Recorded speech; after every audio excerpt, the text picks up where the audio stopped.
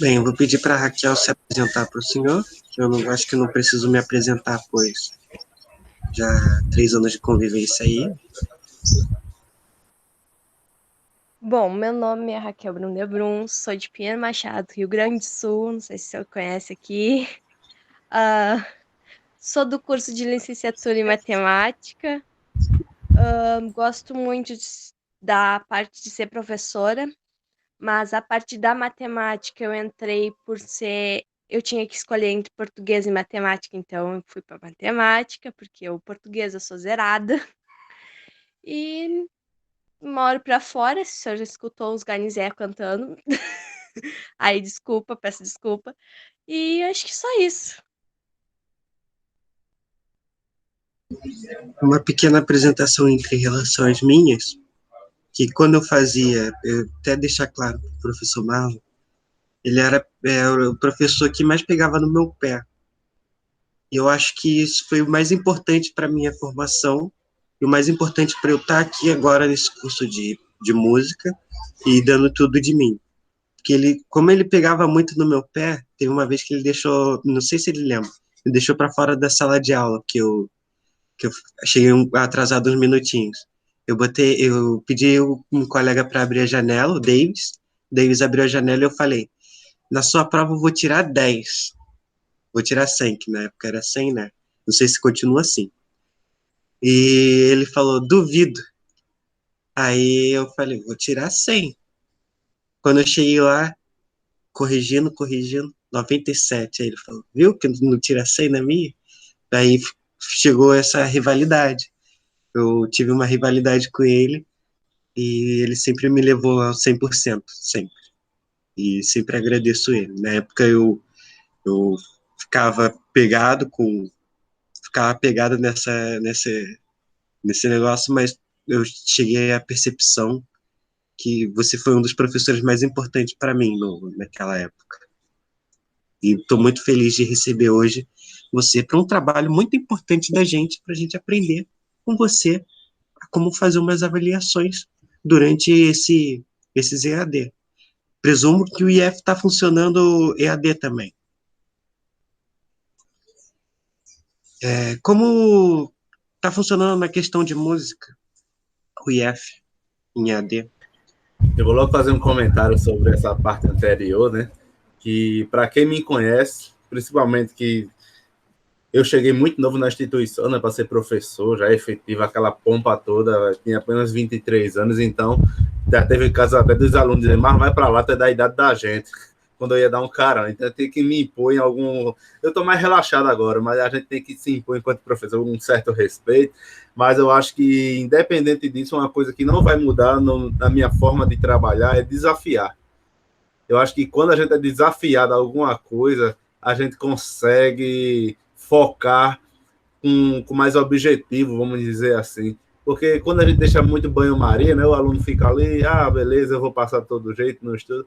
Então, você e todos os meus alunos, principalmente de instrumento, eles sabem o quanto são desafiados todas as semanas para ter o seu melhor, né? Porque eu acho que na vida, infelizmente, não dá para a gente achar que vai dar tudo certo, né? A vida profissional ela é muito dura e ela não aceita uma pessoa que está ali por estar, ela tem que estar de verdade, né? Então, esse desafio é uma forma de você estar ali concentrado naquela coisa que a gente está trabalhando. E sobre as aulas que estão acontecendo agora no IF, a gente está basicamente, não vou dizer 100%, não, vou até utilizar essa numeração novamente, mas vamos dizer que está uns 97%, 95% online. Algumas disciplinas, no integrado agora a gente vai ofertar todas as disciplinas, porque a gente estava com muito medo de ofertar instrumentos online, que a gente sabe que a relação musical ela se dá muito mais pela parte visual, sonora e até física, porque quando você está vendo uma pessoa tocar, você está até dando aula, você pode mexer na mão do aluno. Eita, começou a chover, preciso somente fechar a janela aqui rapidinho.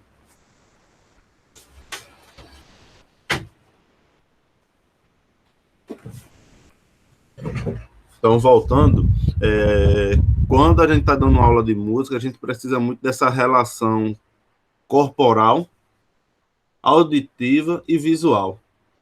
Então, a gente não estava contemplando isso. Minha câmera voltou? Ou não? Voltou. Voltou. Então, a gente, naquele primeiro momento, né, a gente não compreendia isso como algo benéfico para o aluno. E na esperança, como todos, né, isso em março do ano passado, quando a gente voltou às aulas foi em agosto, a gente dizia, não vamos ofertar nesse momento, porque se Deus quiser, final do ano a gente já está presencial ou no início de 2021. A gente já está em abril, beirando maio, e a gente não tem nem perspectiva mais de quando será o presencial. Então, a gente decidiu agora, a partir de maio, agora a gente vai ofertar todas as disciplinas do integrado de forma remota, e no subsequente só duas que a gente ainda não visualiza ofertar online, que é prática de conjunto e canto coral. Porque se a gente faz prática de conjunto online, ela deixa de ser prática de conjunto, vira individual, né? E depois a gente tem que juntar um vídeo para ver se está tudo bem. Então a gente perde essa relação. Então a disciplina é até mais tranquila, né? Como já o próprio nome diz, é prática, então a gente vislumbra quando voltar aí o presencial, a gente poder ofertar, o aluno poder até cursar duas ao mesmo tempo, por exemplo, coisa desse tipo. Mas é basicamente isso. Então a gente está nesse modo aí remoto, a 1.000 por hora, né? Porque a carga de trabalho, tanto do professor quanto do aluno, triplica, que a gente está agora full time em atividade. Eu acho que os dois lados aí da moeda estão em intensa atividade. Respondi? Acho que sim, né? Agora, na questão... Claro. Como é que está sendo avaliado? A senhora está fazendo suas avaliações em aula? Qual a diferença, exemplo, de quando o senhor dava presencial e quando o senhor vai dar agora, como é online? O que é que acontece? Na nossa disciplina de instrumento, a gente já tem, de certa forma, uma avaliação contínua, semanal. Se parar para analisar, mesmo não valendo nota, mas se trata de uma avaliação. Porque quando a gente passa um trecho musical para que o aluno estude na próxima semana, querendo ou não, uma avaliação, porque o professor tem que dizer que o que é que precisa melhorar. Então, como é que eu estou fazendo nas minhas aulas de instrumento? É muito semelhante. A gente utiliza a plataforma do Google Classroom, está sendo institucional, né? Foi institucionalizado a utilização dele, e ele tem a ferramenta de enviar o vídeo. Então, semanalmente, o aluno ele se apresenta para mim através de um vídeo, que aí tem um benefício, ele pode errar, ele pode se autoavaliar, ele pode, principalmente, não gostar do que ele fez e refazer. Então, isso se torna uma coisa benéfica numa relação de coisas que já são indicadas há muitos anos, porém a gente nunca precisou, então a gente não teve isso como principal objetivo. Que todo mundo dizia, se grave para ver como é que você está tocando. Então, a parte benéfica da avaliação agora é que eles continuam se apresentando para mim semanalmente, porém agora eles têm essa oportunidade de gravar e regravar. Por exemplo, isso é na minha atividade prática, na minha de disciplina de instrumento. Eu dou aula também de editoração musical e estava dando aula de percepção. A avaliação ela também se torna muito semelhante, porque daí em percepção eu estava pedindo para que eles enviassem o vídeo solfejando, ou também enviando um áudio para eles fazerem o ditado rítmico, onde eles copiavam, faziam uma foto e enviavam no Classroom como atividade. Então, é muito semelhante com o presencial. E na editoração de partituras, a gente trabalha a aula e eu mando a partitura pelo Classroom, eles fazem a cópia e me enviam um PDF e o arquivo original do MuseScore, que é o programa que a gente está utilizando. Então, eu parando para analisar aqui, comparando os dois, eu acho que eu estou conseguindo manter o que eu achava ideal no presencial, no online, com alguns benefícios que o presencial não me permite, que é poder ter o aluno, por exemplo, apresentando o seu melhor. Porque quando você chega no fator presencial, tem um nervosismo, tem o professor lhe cobrando, tem os colegas de sala de aula lhe olhando, tem alguém passando no corredor, tem alguém gritando em qualquer outro lugar, ou seja, tudo isso são coisas que interferem na concentração do performance naquele momento. Quando a gente tem essa questão da gravação, que eu até pretendo manter quando a gente voltar presencial, é que ele vai poder se preparar e oferecer o seu melhor. Ele vai errar, ele vai poder... E se daí ele vai começando a criar uma constante, porque ele vai se adaptando a fazer o quê? Perfeito de uma vez só. Eu, infelizmente, não é uma palavra bonita para a nossa vida, mas o músico, ele busca uma perfeição, né? Ele é meio que perfeccionista. Ou seja, de não errar, porque a gente geralmente só vai ao palco uma vez, né? Você toca e tchau. Não vou querer fazer uma comparação a grande nível, mas, por exemplo, uma conta, você tem essa possibilidade de voltar e refazer, né, Raquel? Mas se fosse um emprego e um concurso, você tem que fazer naquela hora. Ou seja, não lhe dá duas chances. Então, eu assimilo muito, assim, comparo muito, é que a gente está sempre fazendo, por exemplo, hoje é o dia da minha apresentação. Eu sempre dizia para os meus alunos na sala de aula, galera, quando vocês vierem tocar aqui, tá na sala de aula, tem essas cadeiras aqui no IF, tá tudo ok, mas imagino que vocês estão no palco. Porque só assim vocês vão estar se preparando mentalmente para no dia que for precisar tocar mesmo a Vera, você tá pronto. Que é o que também os professores da área de exata dizem, né? Tente acertar de primeira, porque no dia que você for fazer um concurso, você só vai ter uma chance. Então, tem essa questão aí. E o músico, ele tá toda hora isso, porque a gente é muito avaliado pelo que é visto e ouvido. Então, se você toca mal uma vez, o cara vai dizer, rapaz, mas eu acho que esse cara não vai dar certo. Mas você errou só uma vez, você em casa acertou todas. Mas você geralmente é avaliado pelaquela vez que você errou em público. Então, é basicamente isso, como é que eu estou fazendo. Então, eu estou conseguindo aproveitar o formato presencial dentro do online e pretendo, no futuro, utilizar o online no meu presencial. Não estou achando que estou sendo prejudicado em nenhum dos dois.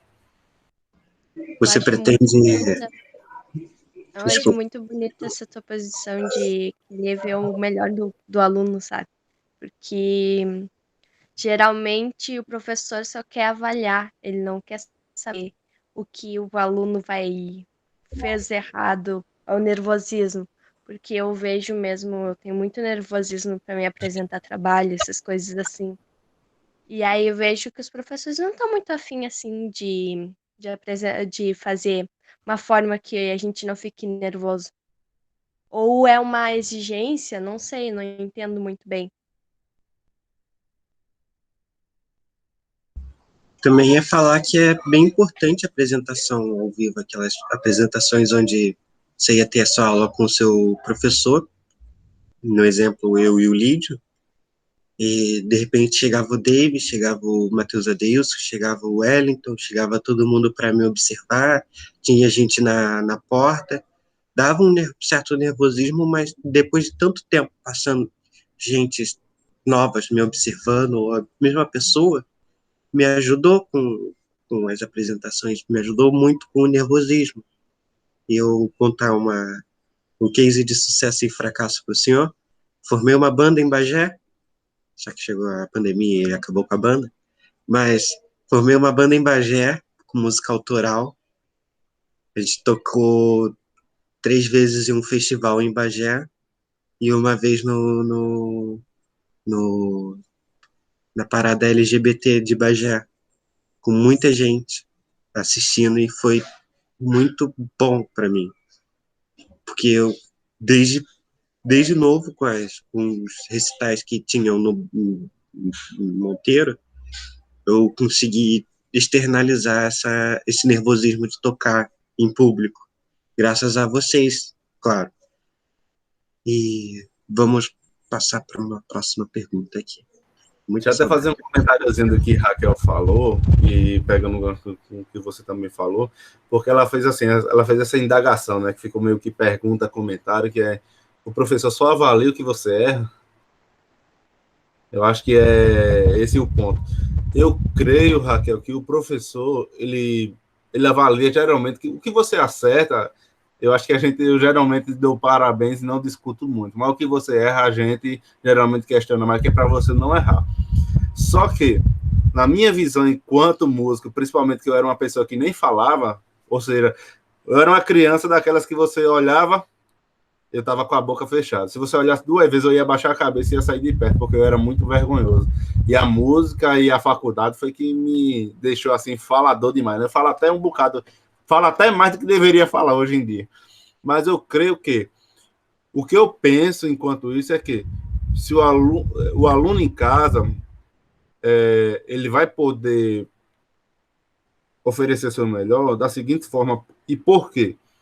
Quando ele está hiper mega preparado, ele pode estar falando para 1 milhão de pessoas que ele não está nem aí.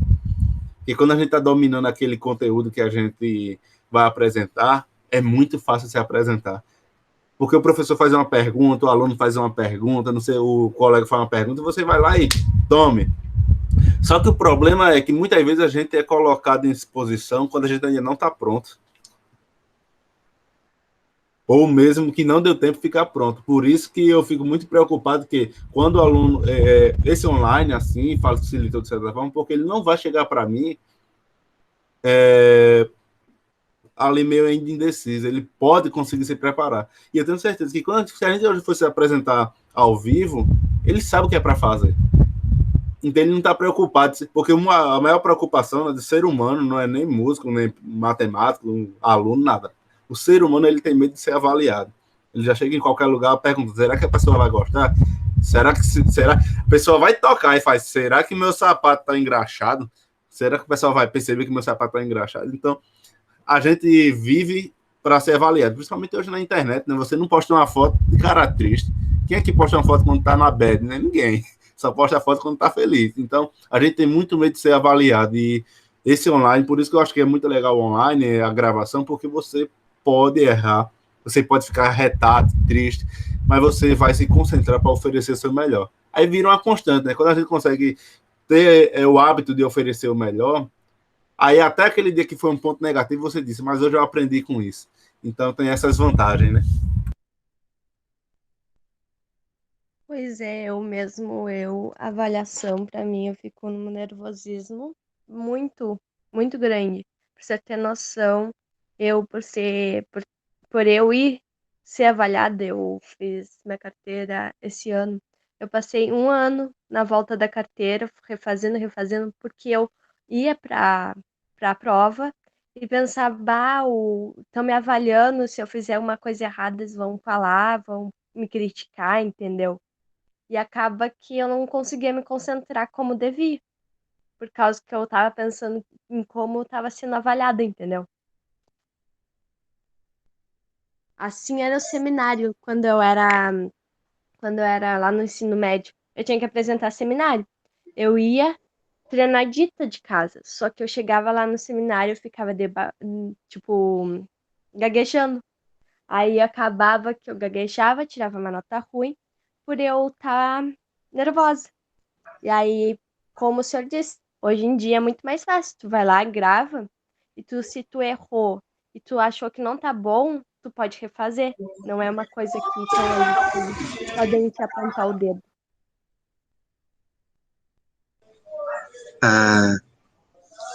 O IF te dá liberdade para desenvolver as provas, trabalhos ou outros métodos? Tipo, dá toda plena liberdade de fazer o que você decide fazer? De certa forma, posso dizer que sim, porque o professor ele tem bastante autonomia, né, dentro de um curso, por exemplo. Vou dizer especificamente devido às minhas disciplinas, né? Eu sou professor da área técnica. Então, quem monta a ementa sou eu, quem monta o formato da minha aula sou eu, como é que eu vou avaliar. Eu não sei dizer, por exemplo, na área de formação geral, como é o caso da Raquel aí com matemática, que já tem algumas resoluções, né, do MEC, que diz o que tem que ser trabalhado em tal ano. E muitas vezes você não concorda, mas tem que fazer. No nosso caso, não. Eu posso avaliar o que é melhor para aquela minha turma. E eu tenho essa autonomia de mudar. Posso até dar um exemplo aqui, você que viveu lá com a gente essa realidade.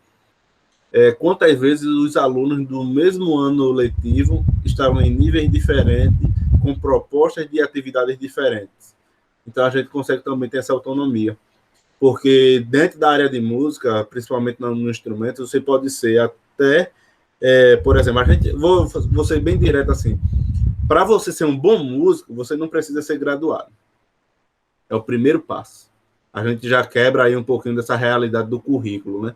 Então, muitos músicos brilhantes nunca passaram numa faculdade.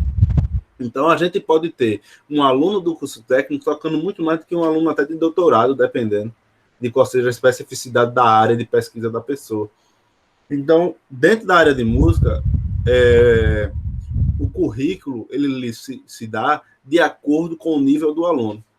Então, se eu tenho um aluno que ele já chega bastante experiente, pode ter certeza, ele vai partir de onde ele está. Ele não precisa reaprender o que é música porque ele entrou no primeiro ano.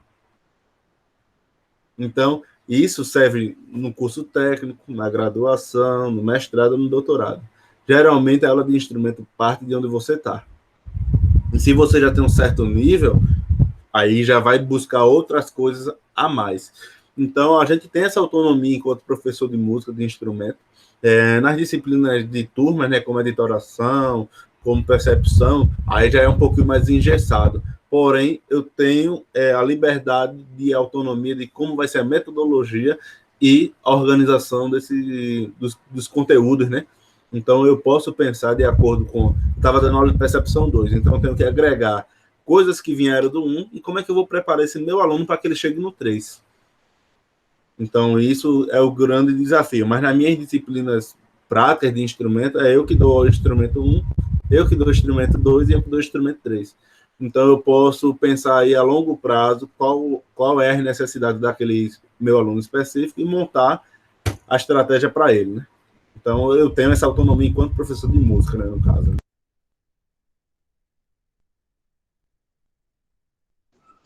Muito interessante.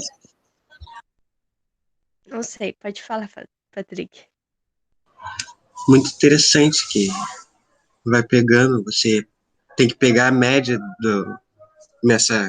de percepção, tem que pegar a média de aprendizado do aluno. Às vezes tem uma pessoa que está bem à frente, só que a turma inteira está bem atrás, né, no aprendizado de percepção 2. Foi o que eu percebi quando entrei aqui na faculdade de música em Bagé, onde tivemos que aprender do zero as coisas, do zero mesmo, porque não tem prova para entrar, e tinham colegas meus que não sabiam nada.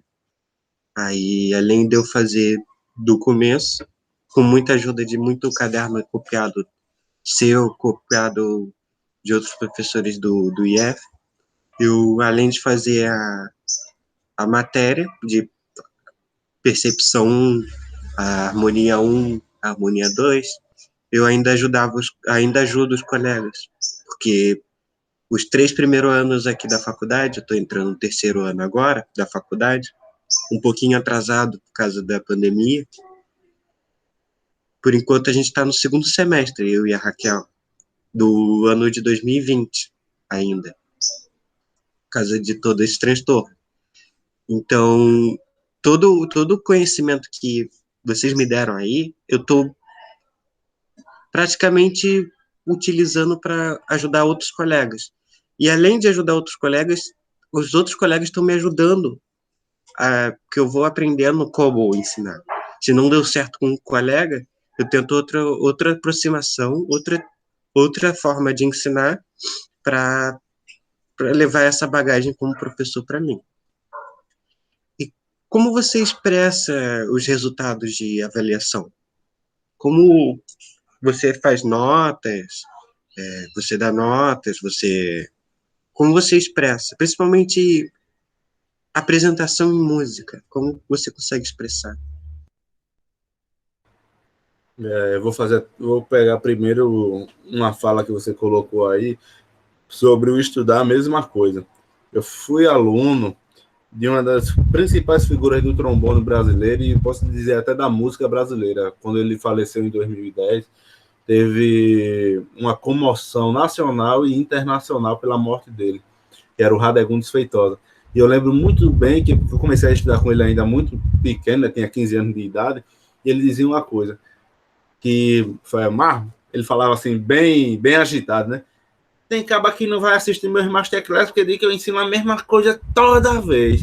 E esses cabos ainda não aprenderam. Como é que pode? Que ele era bem assim, dava uma gargalhada de torar. Então, é basicamente isso. Se você está sendo exposto a mesma coisa que você já aprendeu, que a gente nunca sabe de nada, pelo incrível que pareça, é mais uma oportunidade de você melhorar aquilo que você já sabia. E no seu caso, que você está conseguindo ajudar outras pessoas, você agora está conseguindo o maior desafio da vida, que é você conseguir transmitir um conhecimento. Eu acho que esse é o maior desafio do mundo. Você saber é muito bom. O professor ensina de um jeito, eu entendi de outro, e chega ao mesmo lugar. E quando eu tenho que dizer isso para alguém, como é que eu vou conseguir dizer isso para alguém de uma forma que... Aí, Raquel tem uma experiência de vida, você tem outra experiência de vida, e se eu falo do mesmo jeito para vocês dois, cada um entende de uma forma diferente. Eu não posso... Tem alguns ditados que eu vou abrir a boca para dizer, eu vou até utilizar algo que ficou até em evidência aí nas redes sociais, devido ao BBB. Cuscuz para mim é uma coisa, cuscuz para São Paulo é outra, cuscuz para vocês pode ser outra coisa. Então, uma simples palavra e uma simples comida regional gerou uma discussão aí na internet grande, porque um disse que era desse jeito, outro disse que era de outro. Então, imagina um professor que geralmente tem que falar para pessoas que vêm de experiências diferentes. Então, isso é um problema.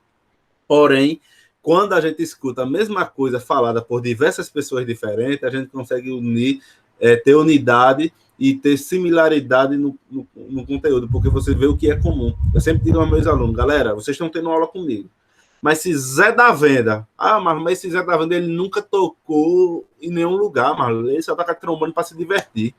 Eu digo, mas vai lá assistir a aula dele, porque tenho certeza que alguma coisa que ele vai dizer lá vai lhe tocar muito mais do que eu aqui dentro da academia, formado, arrumado com um trombone, não sei de onde, numa sala de aula dentro de uma instituição federal.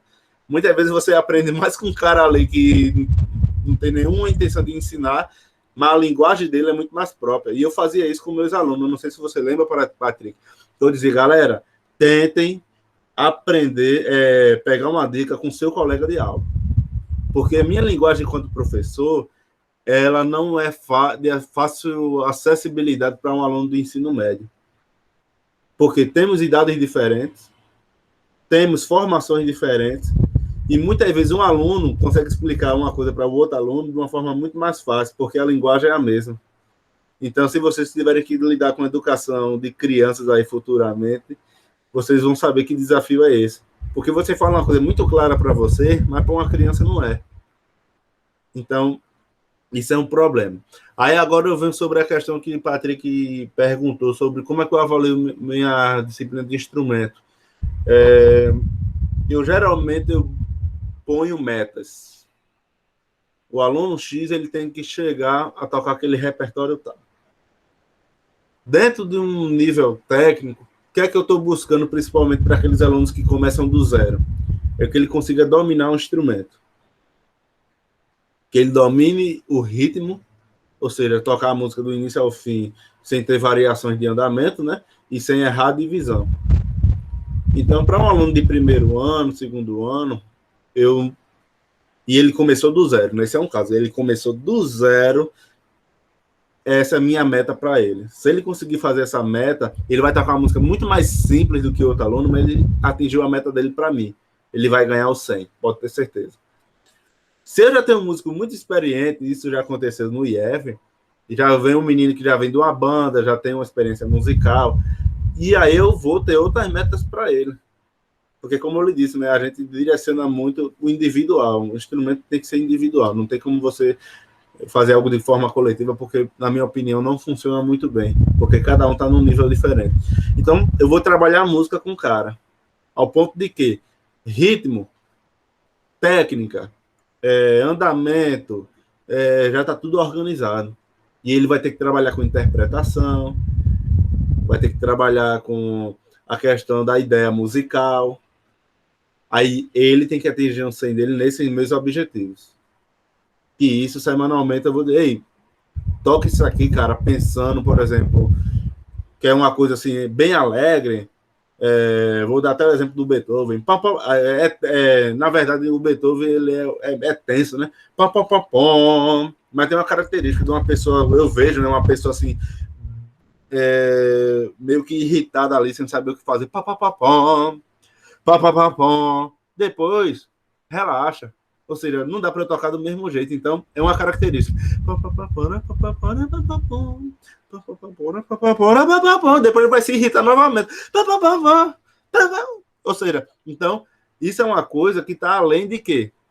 acerta a nota, tá além de acertar o ritmo, tá além de acertar o andamento. Isso é interpretação. Então, uma pessoa mais experiente, eu busco isso. Então, eu busco avaliar o meu aluno nessa ideia. E no terceiro ano, eu tento unir para aquela pessoa que começou do zero, chegar a esse nível de consciência musical, e o cara que já vem experiente, que ele já esteja pronto para a vida profissional, para fazer um concurso militar, para fazer uma seleção, porque 3 anos é muito pouco para formar um músico. E no subsequente é pior ainda, que é 1 ano e meio. Então, não tenho como eu unificar as coisas e achar que todo mundo vai caminhar junto. Então, no instrumento eu tenho essa possibilidade, né? Porque a gente sabe que música é muito... A sabedoria em música, eu acho que ela só chega para quem já tem lá seus 70, 80 anos de idade. Que ele toca com a consciência fluindo totalmente.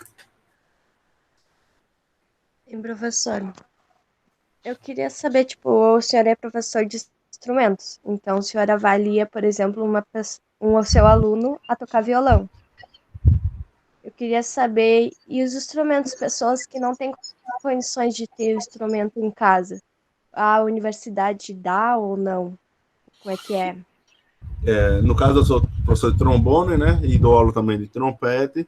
No IF, a gente tem, no presencial principalmente, a gente tem uma coisa muito interessante, que a instituição ela tem todos os instrumentos que a gente oferta. Então, o aluno que tem seu instrumento, ele pode ir para casa, e o aluno que não tem instrumento, ele tem um instrumento disponível na instituição. Então, ele só à noite que a gente tem uns problemazinhos, né, com outros cursos, né, Patrick, que o pessoal não gosta muito de barulho, e música faz muito barulho, mas de manhã e à tarde a galera poderia ficar lá com o instrumento a tarde toda, a manhã toda, estudando, não tinha esse problema a semana toda. A gente antigamente tinha um empréstimo do instrumento, mas depois teve que parar, e agora na pandemia a gente teve esse mesmo problema, e a gente conseguiu emprestar para os terceiros anos, e a gente agora vai fazer isso novamente, e não dá para emprestar para todo mundo, porque não tem instrumento suficiente para todo mundo, porque são 40 alunos em cada turma do integrado, 20 alunos em cada turma do subsequente, então é muita gente, mas no presencial eles conseguem ter o acesso ao instrumento para estudar. Aí quando dá um choque de horário, eu combino o horário, eu vou mais cedo, tu vai mais tarde, e geralmente eles também não têm tempo de estudar mais do que 2 horas, 3 horas por dia, porque tem muitas disciplinas do integrado, mas até então está funcionando bem, a gente não tem tanto esse problema, só com quem é de longe, que fica mais problemático, porque tem muita gente no IFPB Monteiro que são de outras cidades, acho que a grande maioria vem de outras cidades, ou dos sítios, por exemplo, então a logística aí dificulta um pouco, mas a gente consegue ter instrumento acessível, né, no caso. Sim, tipo, na minha época, em questão de pessoas de outras cidades, tinha muita gente de outra cidade. O Davi e o Thales, que faziam o contrabaixo junto comigo, eles eram de Isabelê, tinha muita gente do sítio ali, não na minha turma, mas quando eu fiz amizade com o pessoal de TI, MSI. Já virou TI? Ou continua MSI? MSI. Ainda.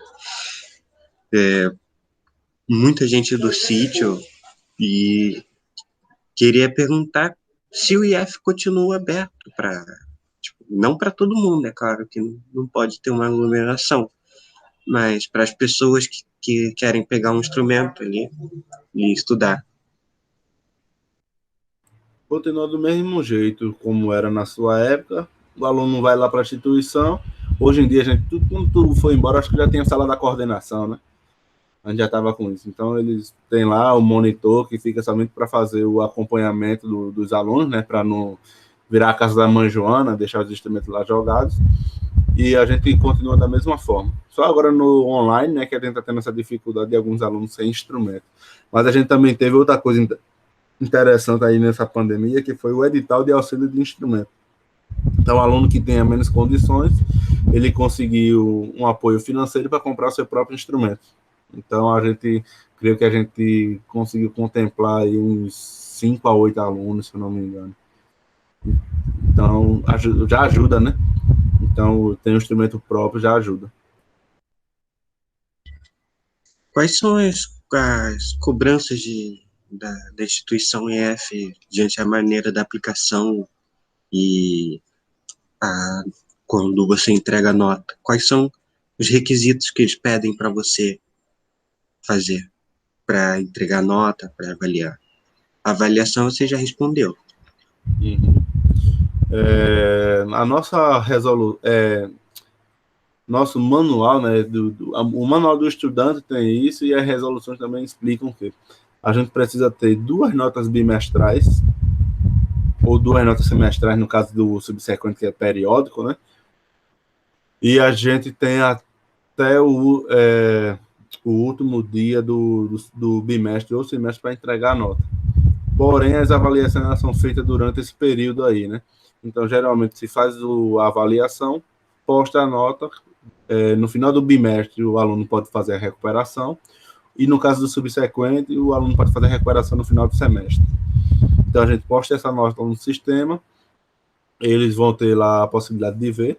Alguns, muitas vezes, informam a nota, né? Não postam diretamente no sistema, deixam para postar tudo no final, mas informam as notas para dar direito que o aluno possa fazer essa recuperação.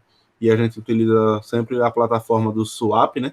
Que é para poder fazer essas postagens.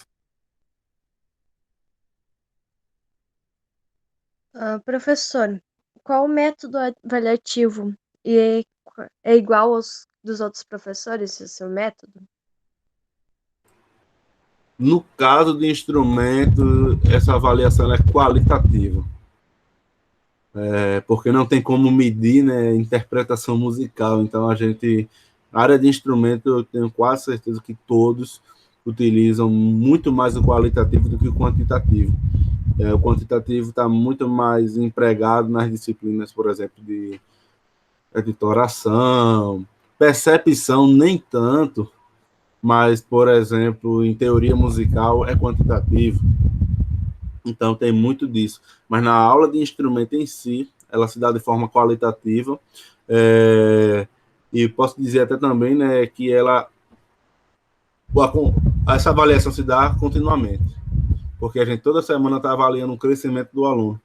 Então, essas variações de melhora e uma piora ali na situação, muitas vezes quando a galera deixa de estudar, então elas também são avaliadas, né? Então a gente tem uma avaliação qualitativa da apresentação musical, uma avaliação contínua, qualitativa também, desse período aí de aulas durante o ano letivo. E mais especificamente, né, os bimestres ou semestres. E os outros professores usam o mesmo método que o senhor?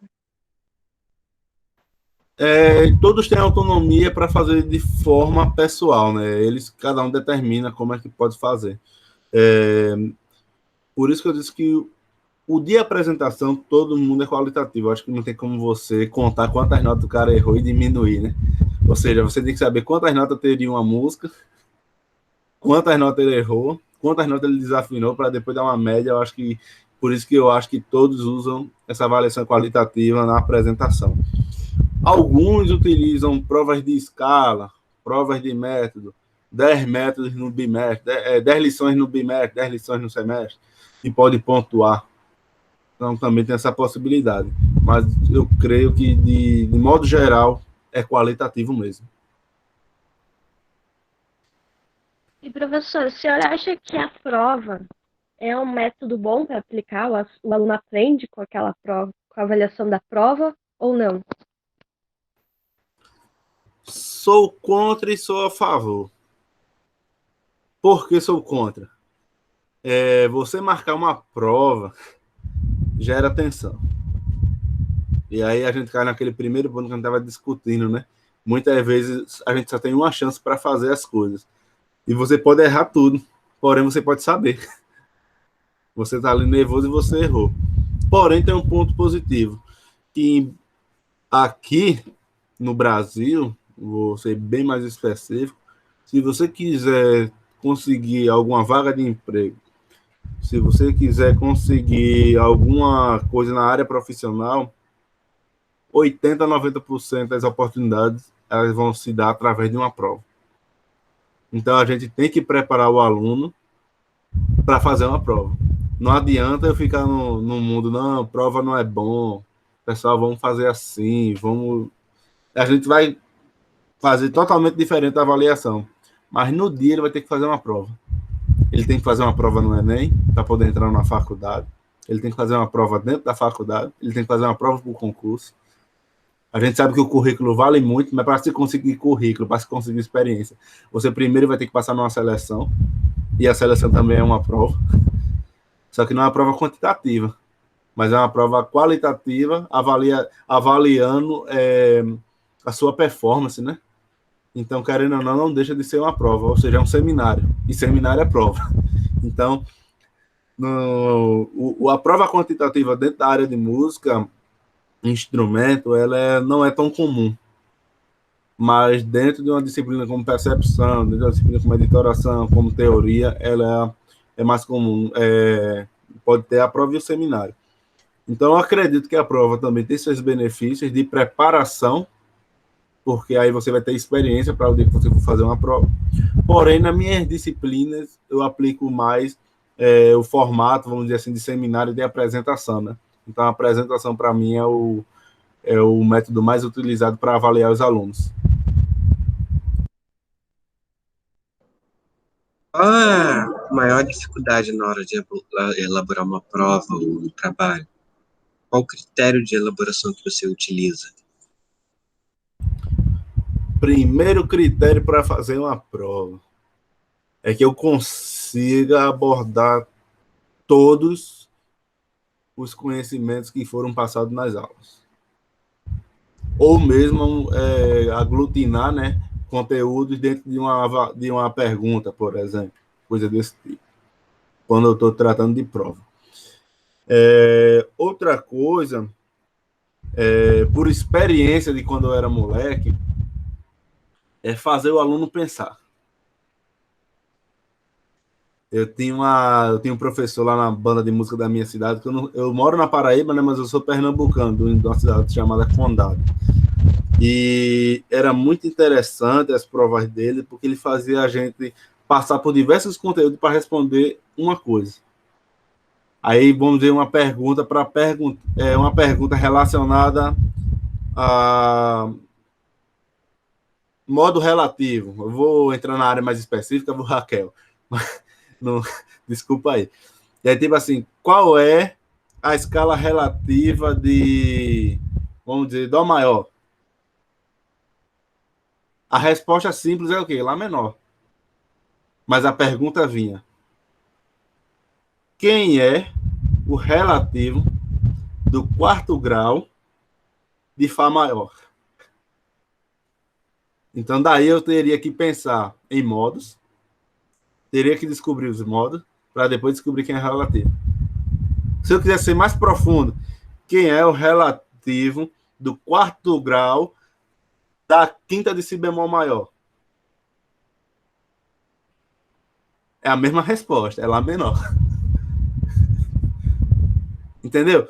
Então, dessa forma, você consegue fazer com que o aluno ele utilize todo o conhecimento dele para responder uma coisa simples. E muitas vezes a gente vai ter que a gente vê uma pergunta e vai, não, isso não é Lá menor, não, porque que Dó maior e Lá menor são as primeiras escalas que a gente aprende, Raquel, na área de música. Então, o cara vai dizer, não, uma pergunta dessa não é Lá menor nunca. Então, muitas vezes você não acredita no seu potencial de descobrir a resposta e muda. Então, fazer o aluno pensar numa prova, eu acho que é muito interessante, né? Que é basicamente o que o Enem faz. O Enem manda um texto lá bem grande, aí a pergunta está em uma linha. Mas isso faz com que a vida é desse jeito, né? Vocês estão me fazendo uma pergunta, mas do nada vocês comentam uma coisa e me fazem uma pergunta direcionada. Eu acho que a gente é uma forma também de fazer o aluno não ser muito objetivo, né? Não ser computador. Aperte na pipa para dizer que você não é um robô. Passei por isso hoje. Eu acho que a vida é mais do que ser um robô, né? Eu, na sua prova, né, professora, eu tava zerada, porque eu não sei o que é Lá menor, Lá maior. Mas faz parte. Mas eu não vou saber dar esse exemplo em matemática. Se fosse outra área, né? Matemática é muito complexo, cara. Mas é você chegar num... pronto. Isso aí é matemática. A gente até brinca, né, na verdade, que música e matemática, elas são ligadas. No início, né, por questões de frações simples, da gente compreender parâmetros de frações e parâmetros de... Como é que... Esqueci até o nome aqui agora. Me ajuda aí. 2 para 1, 4 para 1, isso é... Como é que é o nome disso mesmo, Deus do céu?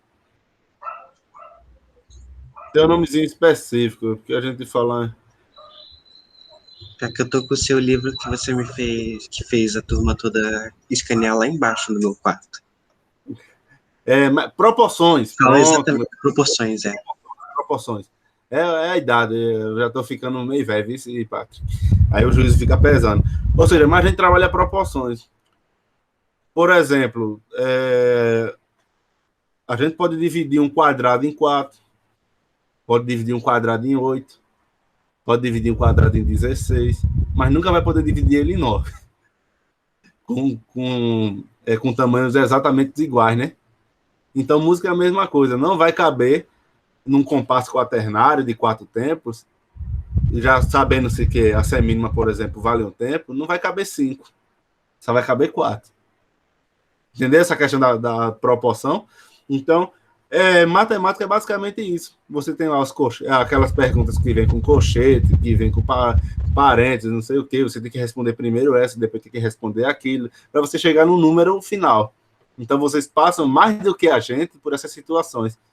E você tem que pensar. Porque na mesma pergunta vai ter equação, vai ter divisão, vai ter soma, vai ter diminuição.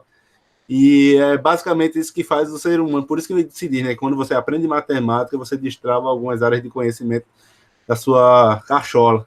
Então, música é basicamente esse caminho aí também. Então, é uma forma de fazer o aluno pensar dentro daquela minha avaliação, né? Daquela pergunta.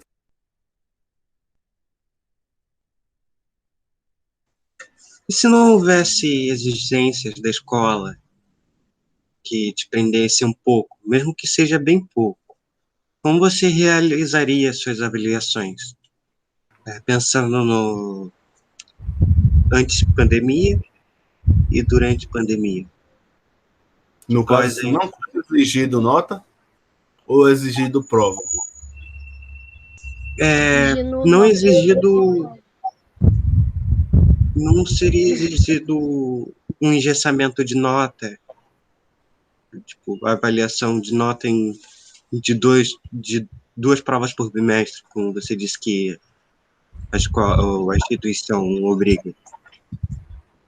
Se não exigisse provas, minhas notas seriam totalmente voltadas pelo desenvolvimento do aluno. Porém, a gente tem uma prova fantasiada chamada de exercício. E a gente vai ter que praticar de alguma forma, se for uma disciplina teórica, né? E se for uma disciplina prática, essa avaliação ela vai estar fantasiada, sabe de quê? De mostrar a prática semanalmente. Então, de todo jeito, se tem uma cobrança. Independente se o nome dela é prova, se é exercício, se é lista de avaliação, se é uma apresentação, se é um seminário. Agora, se não fosse me exigido nota, eu creio que não iria mudar muita coisa dentro do curso, porque eu acho que a gente prepara o aluno, principalmente, eu vou falar mais especificamente do instrumento novamente, que a gente prepara o aluno para o mundo. Então, para o aluno estar preparado para o mundo, ele vai ter que saber tocar individualmente e tocar em grupo. Então, a única diferença é que eu não ia precisar postar uma nota. Mas as exigências, basicamente, são as mesmas, né? A gente tenta avaliar, colocar uma nota em algo que é difícil dizer uma nota. Ou seja, você chamar o cara para tocar em grupo, aí o aluno vai lá e erra. Mas muitas vezes ele errou porque alguém do grupo está indeciso. Mas ele se prejudicou por conta de outra pessoa. Então, é algo assim muito subjetivo. A gente dá nota na área de música e instrumentos, mas é algo que, se não tivesse, a gente teria uma liberdade até maior, vamos dizer. Mas numa disciplina teórica, ela estaria fantasiada de outra coisa, infelizmente. Porque a gente ia ter que fazer um exercício, ia ter que fazer um seminário. Então, Algumas iam ser com nota, outras não, né? Então é muito subjetivo, né, isso, né? E professor, como é que o senhor avalia um aluno com PCD?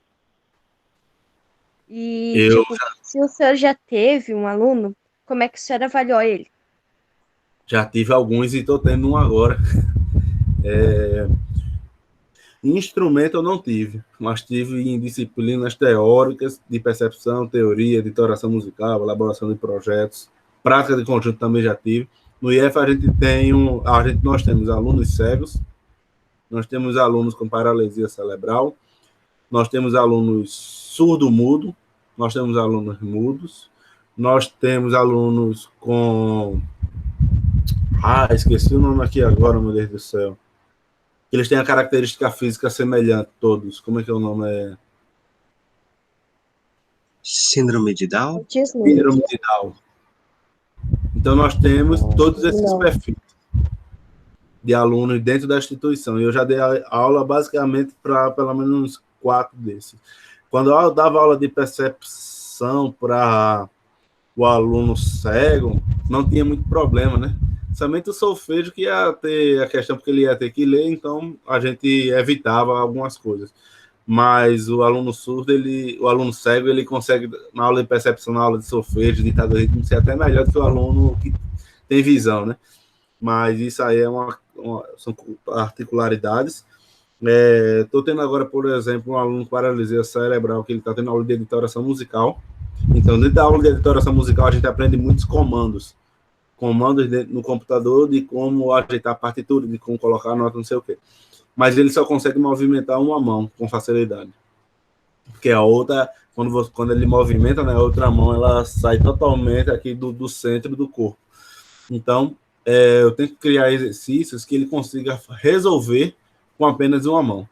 Então, todos os meus alunos que eu tive PCD, geralmente eu busco ter uma proposta de atividade para eles. Assim como eu disse no instrumento, né? O aluno que tem experiência, eu proponho uma coisa diferente para aquele aluno que está chegando do zero. Então, meu aluno PCD, eu tenho que descobrir quais são as limitações dele e qual é o máximo que eu quero que ele chegue. Ou seja, não dá para dizer que ele vai fazer uma atividade igual a um aluno tido como normal, né? Então, por exemplo, enquanto eu passo uma atividade com 30 compassos em editoração musical para o aluno dito normal, para ele eu passo 5. E ele vai gastar muito mais tempo para fazer esses 5 do que o aluno que vai fazer os 30. Porém, eu tenho que tentar chegar a uma unidade comum, que ele tem que escrever a partitura, que ele tem que saber colocar uma dinâmica, saber colocar um ritornelo no programa, e coisas que ele possa fazer somente com o mouse e um dedo. Então, para os demais eu digo, pessoal, galera, é o seguinte, você vai clicar na nota, você vai apertar o botão, número tal, vai dar a figura tal. Para ele não, tem que ensinar o processo que é para ele. Então, essa semana, por exemplo, eu liberei os alunos da turma e fui dar aula só para ele, junto com as pessoas que acompanham ele. Então, eu consegui, coisas que eu não tinha visto antes, eu só consegui fazendo com ele. Então, o processo dele é muito lento. Ele precisa clicar no compasso, depois ele leva um tempo para clicar no número que representa a figura musical, e depois ele leva um tempo para clicar na letra que representa a nota. Então, diante disso, eu tenho que criar uma proposta para ele conseguir fazer uma partitura mínima, não pode ser uma partitura muito extensa, mas que ele entenda esses processos e consiga realizar. Então, não dá, por exemplo, fazer para ele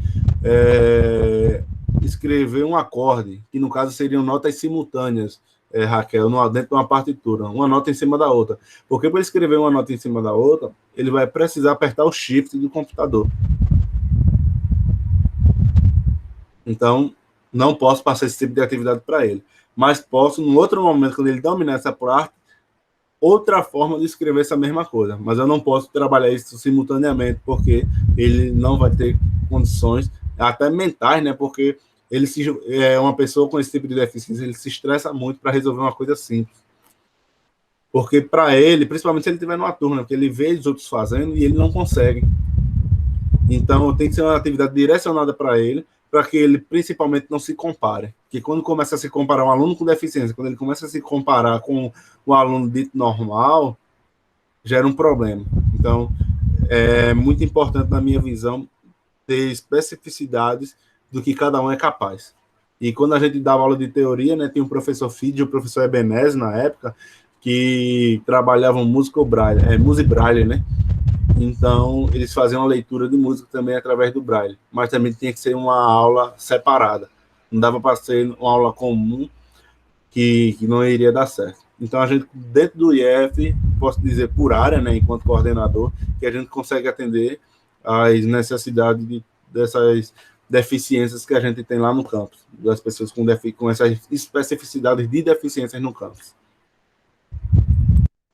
Na época que eu estudei, tinha o trio Ponto de Vista, que tinha até Nossa, cara, era um absurdo, cantavam muito, tocavam muito e a deficiência deles não atrapalhava em nada. Tanto que um que tocava e gravava e participava da Rádio Monteiro aí muitas vezes por semana, que eu morava ali perto da rádio, eu passava na frente e ele estava entrando. Passava de novo e ele estava saindo. Quando eu ia para Lan House jogar um jogo, ele estava trabalhando com música. Enquanto o vagabundo aqui ia para Lan House jogar jogo. Para rádio eu conheci um pouquinho, né? Era um violonista, um pandeirista e o outro tocava o quê? Zabumba. E eles cantavam também. Um trio pé de serra de cegos. Trio Ponto de Vista. Rapidinho que a minha bateria tá acabando. Mas mais uma perguntinha para o senhor. Quais são as dificuldades que você enfrenta para avaliar os estudantes durante a pandemia, principalmente? A primeira dificuldade é o acesso que o aluno tem para poder responder minha atividade. Esse é o primeiro desafio. A gente tem metas semanais, né, enquanto disciplina, e muitas vezes eles não conseguem entregar a tempo. No meu caso específico de instrumento, você grava um vídeo, esse vídeo demora dias para conseguir carregar. Ou senão ele tem que ficar acordado de madrugada numa hora que tem um menor congestionamento, né, de pessoas usando a internet de forma geral para conseguir postar um vídeo.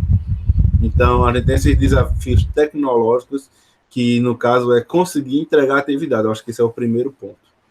O segundo desafio, enquanto professor que avalia o aluno, é saber que eles estão hiper, mega lotados de atividade. Porque mesmo que a gente tente diminuir a quantidade de avaliações de atividade, não sei o quê, uma atividade simples que a gente fazia na sala de aula, que durava 10 minutos, hoje, para o aluno resolver, ele precisa de 1 a 2 horas. Para editar, para colocar, para responder, para pesquisar, não sei o quê. Então, isso gera um atraso também na entrega. Quando eu venho avaliar o aluno, quando finalmente essa tarefa chega para mim, para eu poder avaliar, no caso de editoração musical e percepção, nem tanto, mas na disciplina de instrumento especificamente, aí eu lido com um problema de recursos tecnológicos. O aluno não vai ter um bom celular, geralmente. O aluno não vai ter um bom equipamento de áudio, que é para captar o som dele real. Então, eu estou escutando ele aqui de uma forma... Ele pode estar tocando lindamente, ele pode estar fazendo o melhor som dele, a melhor apresentação, mas vai chegar para mim um som zumbido, rachando o som, né? Porque instrumento de sopro faz muito barulho. E aí eu lido com essa questão de não conseguir escutar o melhor dele. Eu consigo ver o melhor dele. Ou seja, eu sei que ele está tocando as notas, sei que está tocando tudo bonitinho, mas nem sempre só vai chegar, porque a gente sabe que é caro. Você tem uma mesa de som, você tem um bom computador, você tem uma boa câmera, e gravar tudo isso e editar, você precisa ter recursos, primeiramente, financeiros. Então, isso é um desafio para a nossa área de música. Porém, na estratégia das disciplinas que são assim, mais comuns, que é entregar atividade, enviar atividade, eu consigo trabalhar bem e até dar um feedback individual para os alunos, porque utilizando o Classroom, cada um responde e eu tenho um canal direto para dar o feedback do aluno. É diferente de uma avaliação em sala de aula presencial, que você vai dizer, galera, muita gente se saiu bem e muita gente se saiu ruim. Muitas vezes não dá tempo, né, você ir ver aluno por aluno quando se tem uma quantidade muito grande, mas no online você consegue dar esse feedback, mesmo que breve, mas tem um feedback aí direcionado para o aluno. Eu acho que isso também é benéfico. Porém, não vejo assim, pontos negativos, a não ser essa questão da conectividade, né, e de recursos tecnológicos, recursos de infraestrutura como computador, mesa de som, para ele mandar o melhor ainda a sua atividade para mim. Mas eu não vejo assim muito problema, não. Pode terminar, nem se preocupe. Terminei. Então, professor, isso daí é uma pergunta minha. Eu queria saber, assim, ó, eu, como eu moro pra fora, eu tive dificuldade no meu primeiro ano online, primeiro semestre, eu não tinha internet para acessar. O que acontecia? Eu tinha 3G, aí eu não tinha limitado, e acabava que eu não tinha internet para ver vídeos. Então, até para fazer a prova eu teria que ir para a cidade. Aí eu ia para a cidade e fazia a prova. O que acontecia com a avaliação dos professores? A avaliação dos professores é muito restrita, né? Que aí eles podiam postar para entregar a prova na hora da aula. E eles acabavam prolongando por causa minha, entende? Só já teve alunos que não poderiam ter internet. E o que o senhor fez para fazer a avaliação? Vou explicar um pouquinho de como é que acontece no IF. Eu, graças a Deus, faço parte de uma instituição muito séria e que tem muitos setores de apoio ao estudante. Então, Patrick, aí que, no caso, o curso técnico principalmente, né? O superior integrado lá da instituição, o superior e subsequente é um pouquinho mais livre, vamos dizer assim. Mas no integrado, a gente tem uma equipe pedagógica muito grande. Tem a COPED, tem a CAES, tem psicólogo, tem nutricionista, tem tudo. Então, essa galera fica responsável pelo acompanhamento do aluno. Então, quando eles dizem, fulano de tal não tem acesso à internet, ele mora num sítio e só pega a atividade no final de semana, todos os professores, sem exceção, fazem atividades direcionadas para esse aluno. Ou mesmo, eu não tenho problemas em receber atividade com atraso. Eu não vejo isso como um problema. Então, no caso daquele meu aluno que estava sem internet naquele dia, eu digo, beleza, a atividade, o ideal, né? Porque eu sempre digo para ele, galera, é o seguinte, eu deixo vocês atrasar a atividade, mas se vocês quiserem trabalhar com o ideal, o dia perfeito para vocês mandarem para mim é esse dia, porque eu vou poder avaliar e na hora da próxima aula eu vou poder comentar sobre o que vocês me mandaram. Se vocês me mandam tudo com atraso, a gente vai estar prejudicando o processo. Mas eu não vejo problema, por exemplo, quando é uma situação muito específica, feito é o seu caso, como nós temos vários casos desses também lá no IF, de enviar com atraso. Aí a gente tem que imaginar outra demanda. A gente está lidando muito, e graças a Deus, eu acho que o Patrick pode concordar com isso, dentro do IF nós somos muito flexíveis. É uma característica da instituição.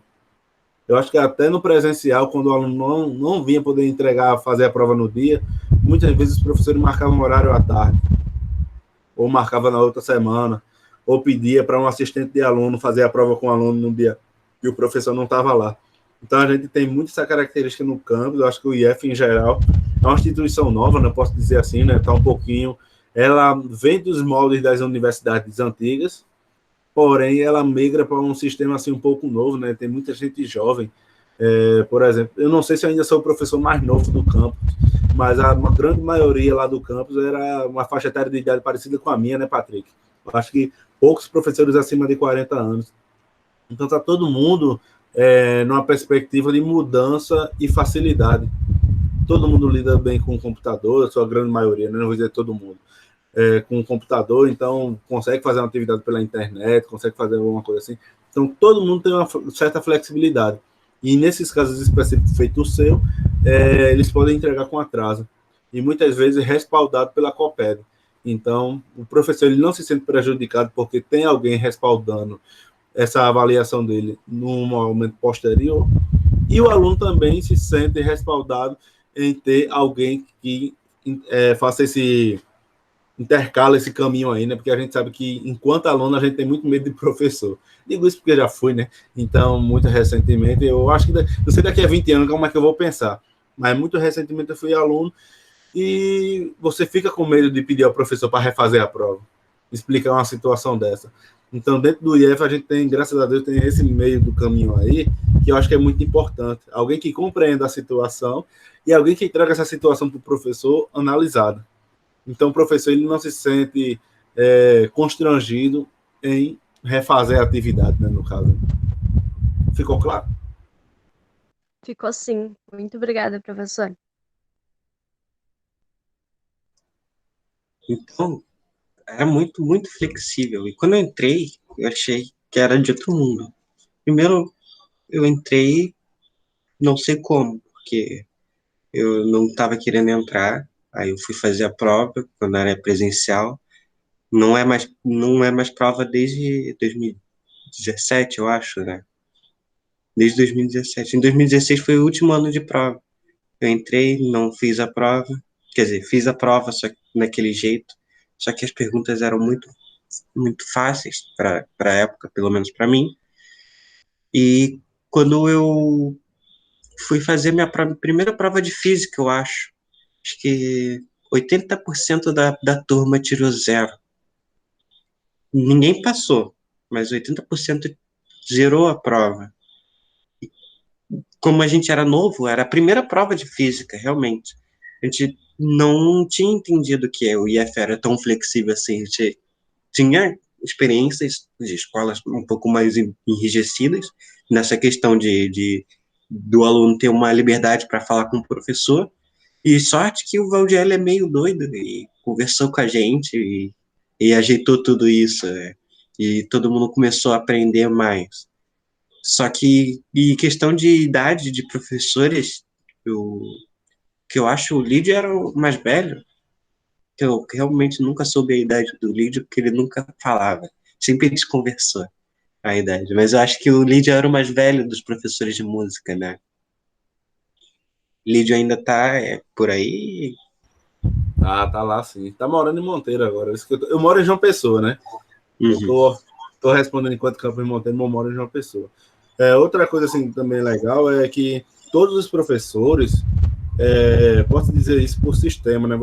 A universidade que você diz, ela é estadual ou federal? Federal. Ela é Aqui federal. é um nome diferenciado, Unipampa, né? Não tem um F no nome, mas é federal. Aí o que é que acontece?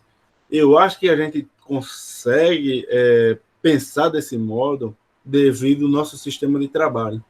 Nós somos muito diferentes, mesmo se tratando de ensino médio, de uma escola comum, onde o professor está lotado de atividade, tem que ter 2 empregos para ter um salário bom. Ele tem que se virar em 30, em 50, em 1.000, para poder ter uma estabilidade financeira e emocional. Que essa emocional fica muito prejudicada. Então, quando você vem para uma instituição como o IF, você está lidando com professores que são de dedicação exclusiva, que trabalham exatamente para aquela instituição. Daí, todo mundo pensa, vou utilizar até o termo, essa situação do Valdiel. Se todos os alunos tiraram zero, cara, alguma coisa de errado tem. O que é que acontece no IF? Isso é muito comum, Raquel, muito comum mesmo. À tarde vai ter nivelamento, cara.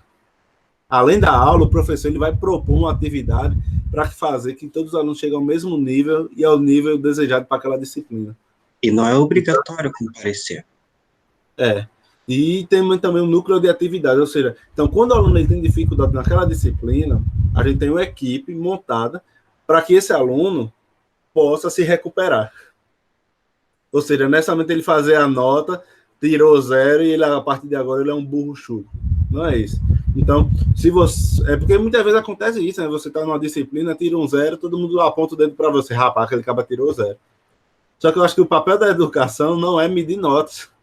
Como já foi perguntado por vocês, eu acho que esse é o grande quesito aí do trabalho que vocês estão fazendo. O professor, ele não está ali para medir nota, né?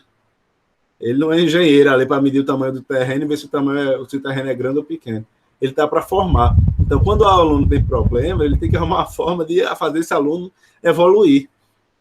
Então, por isso que eu digo que é muito flexível nessa parte, porque o zero ele não determina. O zero ele não determina o perfil do aluno dentro da nossa instituição, graças a Deus. Então, se ele está com problema, ele vai ter acompanhamento. Se ele tiver com nota baixa, a COPED vai atrás dele.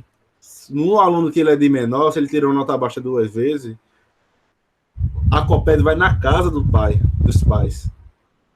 Está acontecendo isso e aquilo outro. Ah, mas meu aluno disse que estuda. Ah, meu aluno está faltando. Na escola, a COPED vai lá. Aí o pai vai, não, mas meu aluno vai para a escola todo dia. Aí já é um problema agora familiar. Mas o IF tem essa estrutura de quando acontece um problema com o aluno, ele vai ser ajudado dentro da instituição e dentro da família. Tivemos casos de alunos que em casa eram maltratados mesmo, ou mesmo não podia nem estudar. Eu tive um caso de um aluno assim, que o pai não queria nem que ela estudasse, que disse que estudar não tem futuro, o que dava futuro era trabalhar no sítio. Automaticamente eu falo com a COPED vai lá e conversa com os pais. E tenta mostrar a importância dela estar na instituição.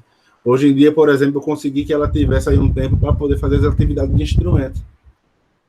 Então, eu não precisei brigar com o aluno por conta dessa situação, né? Que geralmente o professor vai dizer, se virem, né? Converse com seus pais. Só que como é que um filho conversa com os pais uma coisa que o pai não quer?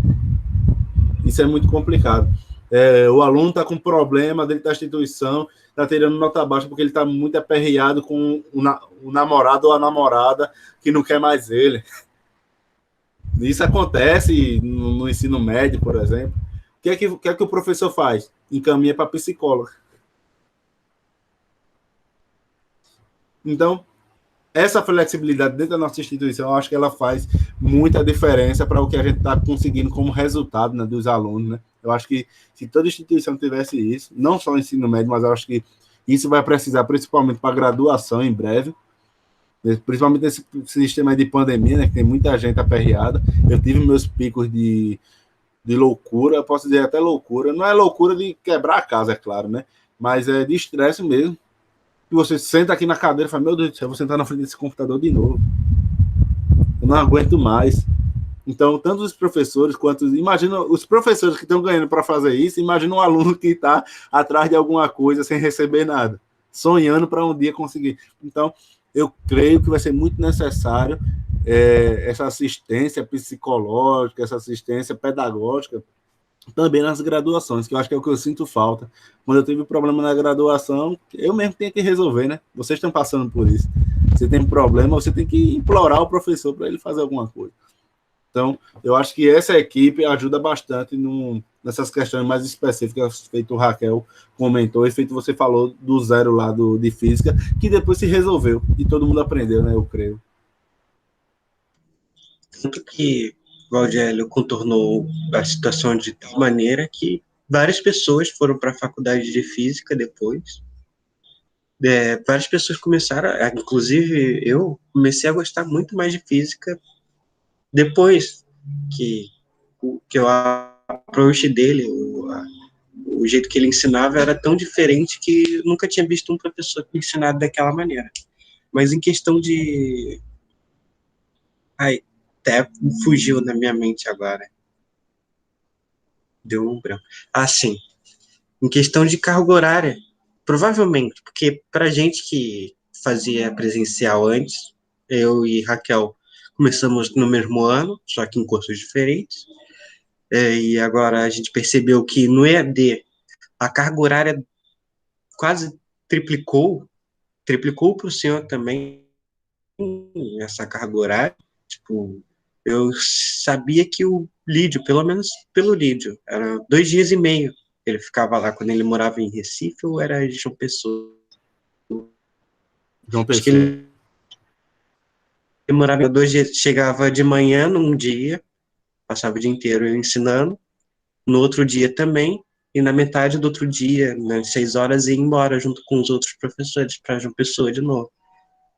Provavelmente essa carga horária deve ter triplicado, porque agora você está em casa, tem 200 alunos para atender uma prova, um monte de prova, tem 200 mil horas de gravações de outros alunos. Qual foi a percepção de aumento de carga horária? Porque é um fato, aumentou. Eu simplesmente, enquanto professor, trabalho de segunda a sexta, agora de manhã, de tarde, de noite, querendo ou não, porque na hora que eu não estou dando aula, eu estou editando um vídeo, na hora que eu não estou editando um vídeo, eu estou corrigindo uma prova, na hora que eu não estou corrigindo uma prova, eu estou tentando descansar. Aí você não descansa. Enquanto coordenador, eu trabalho de domingo a domingo. Porque quando eu não estou dando aula, quando eu não estou fazendo prova, não estou editando vídeo, eu estou em reunião. Então, eu tenho muita reunião, porque as reuniões são para resolver problemas pontuais de cada semana. A gente sempre diz que nessa pandemia, toda semana há mudanças, então a gente tem que lidar com essas mudanças enquanto gestão, porque coordenador é gestão mesmo, né? Coordenar o curso, esse nome parece muito bonito, né? Pensar no ideal para o curso, mas só que quando a gente fala em coordenador de curso, a vera mesmo é você gerir os problemas do curso. Aí esse problema estão ligados a um aluno que não tem celular, esse problema está ligado a um aluno que não tem internet, esse problema está ligado a um documento que está precisando para poder liberar alguma coisa, resolver o semestre posterior, como é que vai ser o horário das aulas. Ou seja, então é muita coisa, e coisas que eu resolvia, né, nessa média de dias, de 3 dias, hoje eu tenho que passar a semana tentando resolver. E quando eu digo assim, me dou ao luxo de dizer, cara, esse final de semana, bicho, eu não vou trabalhar com nada, porque, querendo ou não, a mente precisa de um descanso. Quando eu vou para minha cidade no interior, visitar meus pais, meus amigos, digo, sábado e domingo eu não vou fazer nada, porque eu vou para Condado, que é bem perto aqui de João Pessoa. Quando eu chego na segunda, eu tenho que passar o dia sentado no computador para botar tudo em dia. Então é uma mistura de, se eu descansar, eu sei que no outro dia eu vou estar com problemas. Aí eu avalio se eu tenho capacidade mental para isso ou não. Ou muitas vezes só vou para Condado depois que eu resolver tudo. Aí vou ter que sair no final da tarde para ir para o interior, coisa desse tipo. Então, o trabalho está triplicado em questão de tempo mesmo. Que coisas que a gente chegava na sala dela, pessoal, vamos fazer a prova, senta aí, puf, corrigiu, estou liberado. Agora você leva muito tempo para fazer isso. Muito, muito, muito tempo mesmo. E eu achando que não ia dar 1h30, viu, Patrick? Subestimei a nossa entrevista. Foi o melhor áudio, cara. Muita saudade. Aqui há mais alguma consideração final que você queria fazer ao professor? Eu queria só perguntar para o professor se tem alguma mensagem que ele quer deixar para a gente, se ele quer colocar alguma coisa para os alunos que estão em aula hoje em dia. O que eu posso dizer a respeito disso, né? Vocês estão se formando para suas áreas específicas, mas também para lecionar, né? Eu acho que quando a gente entra na licenciatura, eu entrei na licenciatura meio que por acaso, mas eu sempre quis ser professor. Mas, no caso, quando eu fui fazer o bacharelado, né? E meu professor de instrumento disse, Marlon, tá abrindo um curso novo aí, que é a licenciatura em música com instrumento. Porque antigamente a licenciatura em música você não tocava, né? Não precisava pagar trombone, não tinha disciplina de trombone. Então, eu falei, não, eu vou.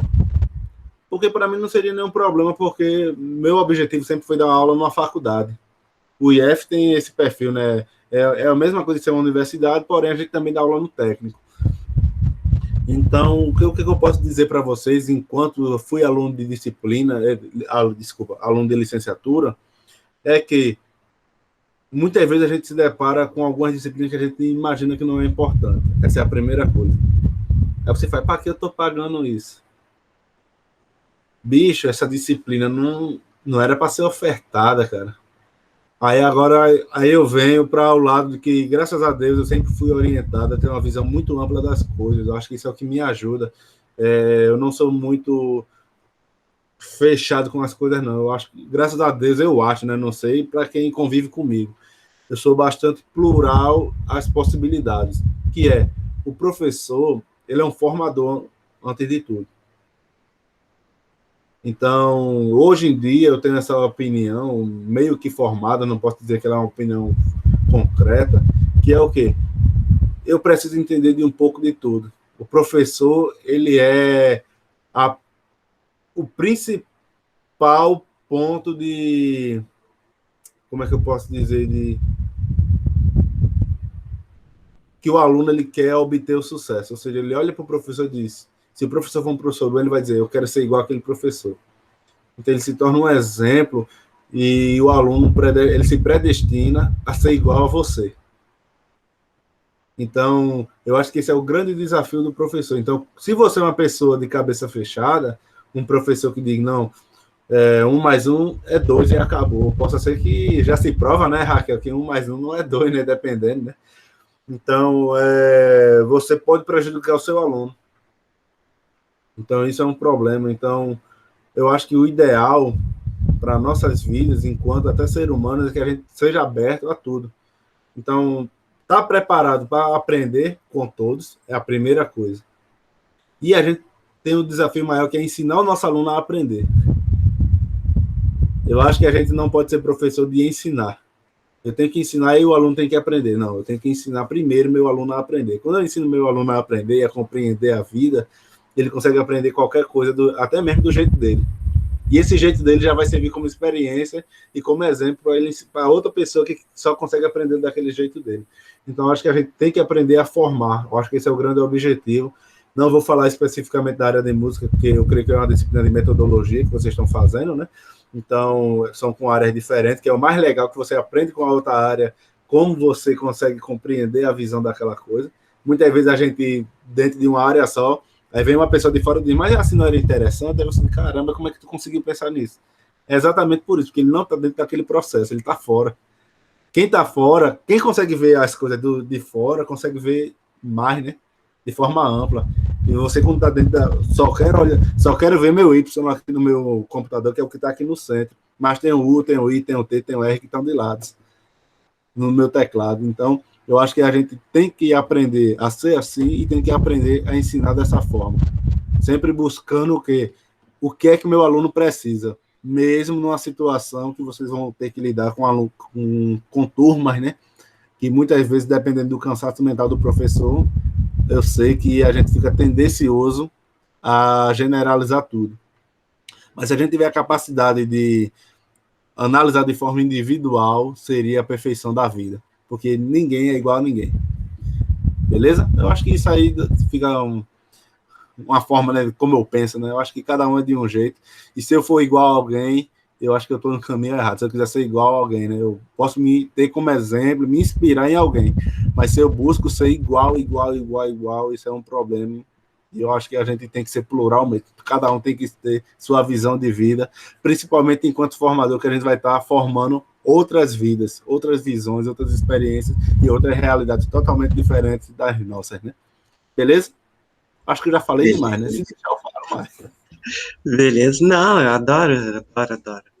Por mim, eu ficaria mais tempo, mas eu não posso tomar tanto tempo assim do senhor, porque você trabalha. Eu sou gordo e gordo sente fome. E o problema do mundo é um gordo com fome.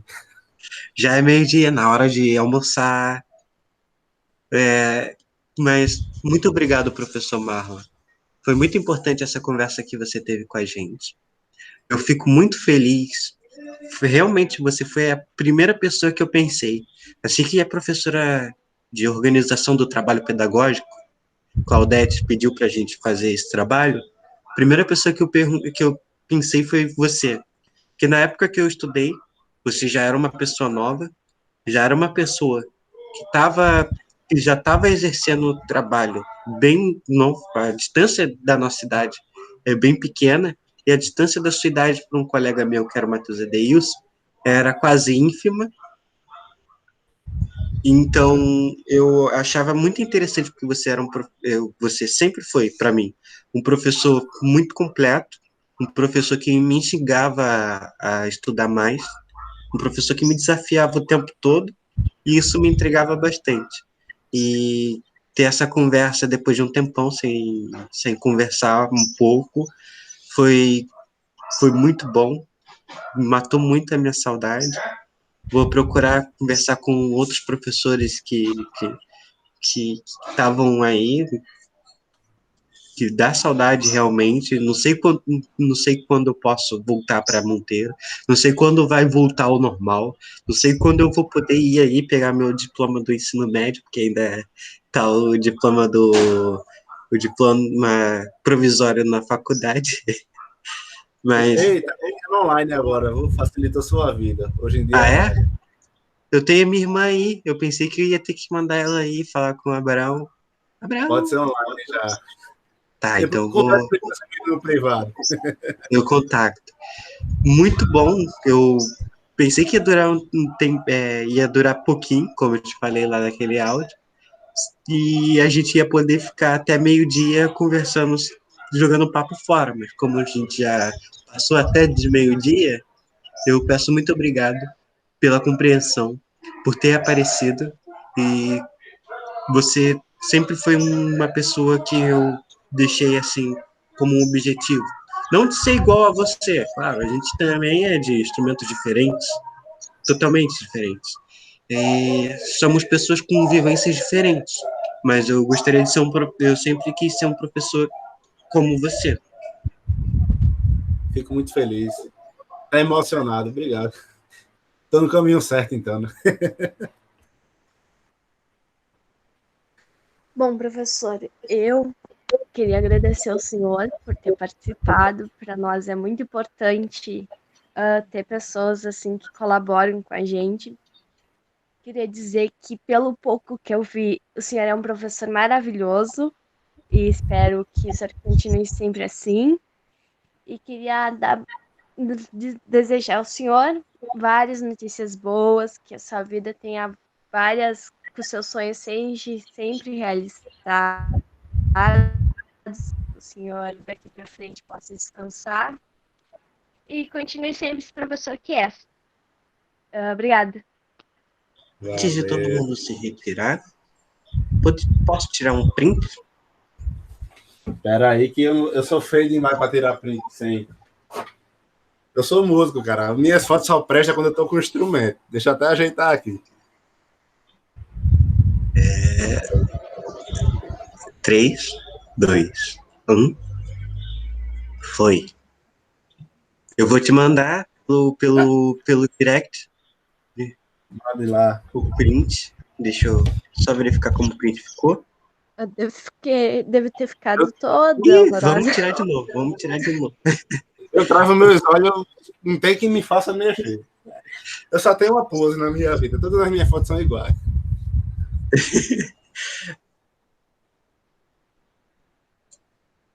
Ali pra câmera. Acho que foi. Deixa eu ver de novo aqui. Nossa, essa tecnologia às vezes, hein? Vale Foi. não. Massa. Massa demais, galera. Obrigado aí pelo prestígio, né, de participar da atividade de vocês. Eu sei o quanto é massa a gente ter acesso, né, a outros profissionais. Vocês estão aí nessa fase aí de formação. Sei que é muito legal, né? Eu tenho certeza que tem vários professores que vocês poderiam estar aí conversando e me escolheram. Fico muito agradecido aí pelo intermédio de Patrick, né? Prazer conhecer você, Raquel. Se Deus quiser, no dia que eu for no Rio Grande do Sul aí tocar. No Rio Grande do Sul, eu acho que eu não fui, não. Só fui até Santa Catarina. Nos outros estados eu já rodei de norte a sul, mas tá faltando no Rio Grande do Sul. Quem sabe aí a gente possa se conhecer um dia. Será um prazer. Graças a Deus, essa forma remota, né, aproxima a gente. Pessoas que provavelmente nunca iriam se ver. Eu creio que provavelmente se não fosse Patrick, a gente não iria nem se conhecer. Mas eu espero ter contribuído com vocês e vocês sejam ótimos profissionais, né? Eu acho que a licenciatura ela ensina muita gente, faz a gente pensar. Então, eu acho que vocês estão no caminho certo para o sucesso. E com certeza, tenho certeza que vocês vão sempre oferecer o melhor possível. Patrick eu já conheço a personalidade dele, uma pessoa muito curiosa. Raquel também já me indagou aqui, já foi me trazendo para um. Ela é curiosa também. Eu acho que vocês são daquele perfil dos alunos que perguntam bastante na sala de aula. Então, tenho certeza que vocês serão ótimos profissionais. Eu acho que o maior privilégio do ser humano ele é ser curioso. Então, quando a gente é curioso, a gente aprende muito mais. Então, vocês estão no caminho certo. Beleza? Forte abraço, bom almoço, bom descanso, saúde e só saiam de casa se precisar. Infelizmente, ainda estamos nessa situação, mas se Deus quiser, já a gente vai estar no meio da rua de novo. Forte Tchau, abraço. Abraço. Obrigada, tchauzinho. Para a gravação aqui. Interromper.